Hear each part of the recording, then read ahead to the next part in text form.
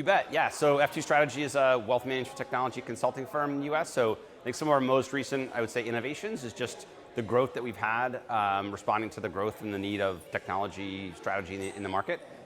In June, we acquired one of the largest systems integrator firms called Oakbrook Solutions.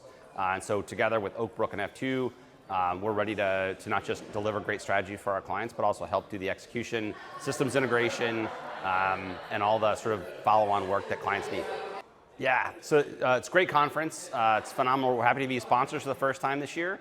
I think the biggest thing for me taking away, looking at both the sessions I went to yesterday and the ones that are on tap for today, including the one I'm going to be paneling with Brian Hamburger, is we're going from in the market talking about technology as a thing that we're going to be doing, or sort of a thing that might happen, to most of the topics are how are we using it? How is it actually working with our clients? How are we taking the new tools and the new capabilities and integrating them with client experience and you're really using it to drive our business forward? It's really cool to see the tone change from theoretical to actual practical getting it done. We love that.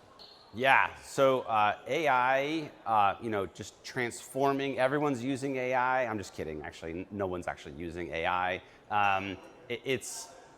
So fortunately for us, AI is one of those hype concepts that people talk about that drives people to understand and think about their technology. So I'm happy if people want to think about AI, great. But it usually leads to them doing the right thing for the technology, like, hey, we can't use any of these AI tools if our data isn't organized. And so let's do our data organization project first, which is actually foundational to everything else. So, in 2-3 years when AI is sort of just not really the topic people talk about, their data will be good. And that's great for everybody. It's great for clients. It's great for wealth firms.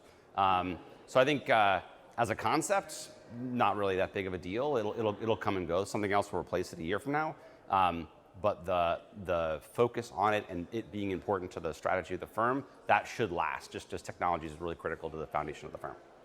Clearly I'm a former CTO, so my personal bias on this one, as well as what we see just really successful firms do, hiring a qualified person, a leader in your firm, to lead your technology through not just the what do we do, but also making sure that it gets done, making sure that budgets get aligned correctly, making sure that the pathway to success, like how you deliver technology, digital innovation, workflow automation, those kinds of things, are you learn from what has worked in the past, requires, in my personal opinion, there to be a strong CTO leader in your firm.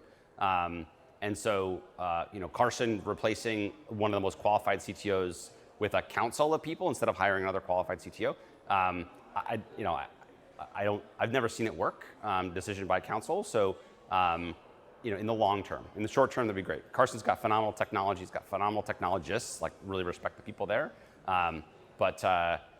Firms that, especially that are going to grow and scale, truly need a leader in their organization to drive things forward. And I think the concept that a leader would have a bias, I read bias as just experience. So if you've got experience and you know how to get stuff done, if you call that a bias, I'll take bias 7 days a week.